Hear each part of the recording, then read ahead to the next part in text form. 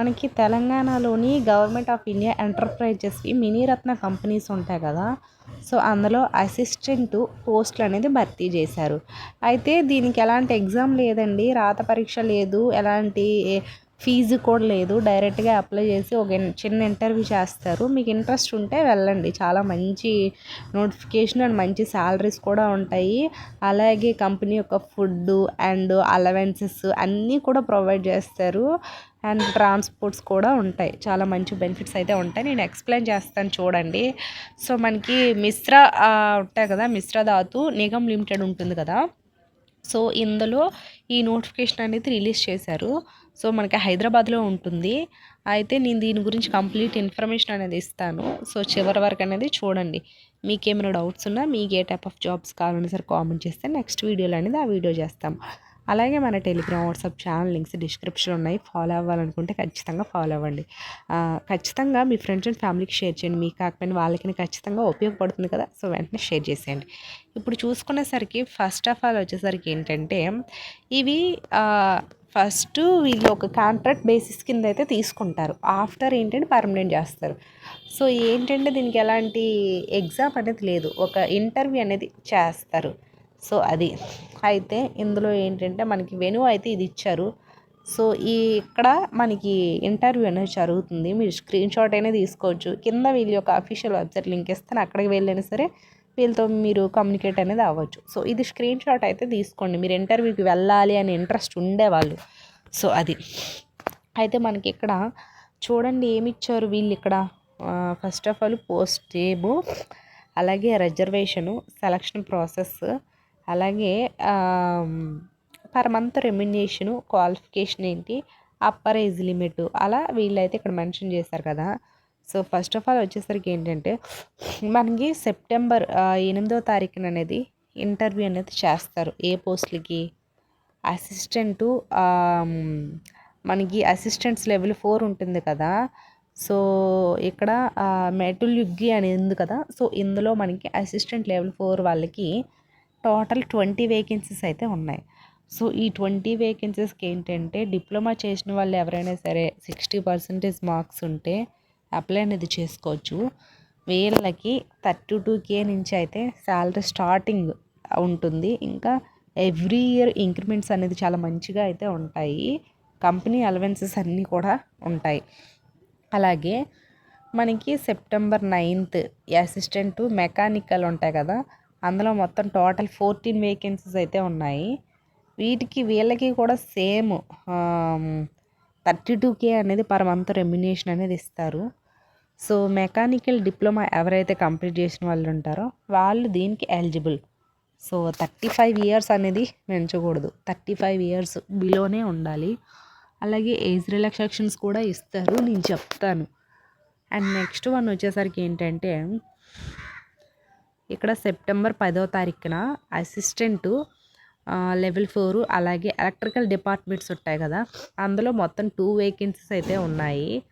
So వీళ్ళకి same, వీళ్ళందరికీ కూడా అంటే మీకు డిప్లొమా చేసిన క్యాండిడేట్స్ ఉంటారు కదా, డిప్లొమా ఎవరైతే చేస్తారో వాళ్ళందరికీ స్టార్టింగ్ 33K నుంచి స్టార్ట్ అవుతుంది. అలా రెమ్యునరేషన్స్ అనేది పెరుగుతుంది. మీ వర్క్ ఎక్స్పీరియన్స్, నాలెడ్జ్, మీ పర్ఫార్మెన్స్ ఎవ్రీథింగ్ కూడా వీళ్ళు చెక్ చేసి మీకు ఇంక్రిమెంట్స్ అనేది చేస్తారు. సో అది అయితే వీళ్ళకి 35 ఇయర్స్ అనేది పెంచకూడదు. అలాగే ఇంకా ఇక్కడ మనకి 8వ తారీఖు నుంచి 17వ తారీఖు వరకు కూడా ఇంటర్వ్యూస్ అనేది జరుగుతుంది. ఒక్కొక్క పోస్ట్కి ఒక్కొక్క రోజు అనేది జరుగుతుంది. సో ఇక్కడ వచ్చేసరికి ఏంటంటే ఇవన్నీ assistant, fitter, electrician, tumour and welder ఇవి ఉంటాయి కదా. ఇవన్నీ కూడా కొన్ని ఒక 2 వేకెన్సీ, 4 వేకెన్సీ, 2 వేకెన్సీ అలా ఉన్నాయి. వీళ్ళకి ఎంత అంటే 29K అంటే ఆల్మోస్ట్ 30K అనేది ఉంటుంది. సో ఐటీఐ చేసిన వాళ్ళకి 30K అనేది ఉంటుంది, డిప్లొమా చేసిన వాళ్ళకి 33K అనేది ఉంటుంది. సో ఈ రిటన్ టెస్ట్ అనేది ఇక్కడ ఇచ్చారు కదా. సో ఇక్కడ మనకి రిటన్ టెస్ట్ అనేది కొన్ని అంటే డిప్లొమా చేసిన వాళ్ళకి మాత్రమే రిటన్ టెస్ట్ అనేది పెడతారు. సో ట్రేడ్ టెస్ట్ అనేది ఎవరికి ఉంటుందంటే ఐటీఐ చేసిన వాళ్ళకి ఇస్తారు ట్రేడ్ టెస్ట్ అనేది. సో అది అయితే దీనికి ఎగ్జామ్ అనేది అంతగా ఏం లేదండి, జస్ట్ మీ స్కిల్ ట్రేడ్ దాని మీదే ఉంటుంది. అది నార్మల్గానే ఉంటుంది, బేసిక్గానే ఉంటుంది, మరి అంత టఫ్ ఏమి ఉండదు. సో ఇది ఎవరైనా సరే ఐటీఐ కానీ డిప్లొమా కానీ చేసిన క్యాండిడేట్స్ మేల్ అయినా ఫీమేల్ అయినా ఖాళీగా ఉంటే ఖచ్చితంగా ఇంటర్వ్యూకి అనేది అటెండ్ అయితే అవ్వండి. అయితే ఐటీఐ చేసిన వాళ్ళకి 30 years అనేది ఇచ్చారు. అండ్ నెక్స్ట్ వన్ వచ్చి ఐటీఐలో మీరు ఫిట్టర్ అయినా ఎలక్ట్రీషియన్ అయినా ఏదైనా సరే చేసుకోవచ్చు. సో అది అండ్ ఇక్కడ ఎక్స్ సర్వీస్ మెన్స్ ఉంటారు కదా, ఎక్స్ సర్వీస్ మెన్స్ వాళ్ళకి కొంచెం ప్రిఫరెన్స్ అనేది ఉంటుందంట. సో అది అండ్ పీరియడ్ ఆఫ్ 1 year ఇక్కడ వచ్చేసరికి ఏంటంటే వీళ్ళకి పిఎఫ్ ఉంటుంది, లీవ్స్ ఉంటాయి, మెడికల్ ఉంటుంది, అలాగే అదర్ బెనిఫిట్స్ కూడా ఉంటాయంట.